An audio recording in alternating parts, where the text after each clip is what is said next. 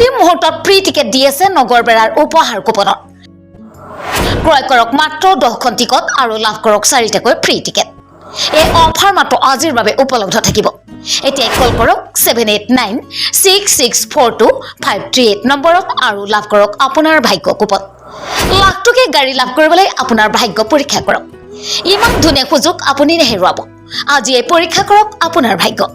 এই অফাৰ থাকোতে ক্ৰয় কৰক টিকট হয়তো অহা 11 তাৰিখে আপুনি নভবাৰ দৰে হলনি হৈ যাব পাৰে আপোনাৰ ভাগ্য কিয়নো এটা দুটা নহয় বহুতো চাৰিচকীয়া আৰু দুচকীয়া বাহন আছে এইখন লটাৰী খেলত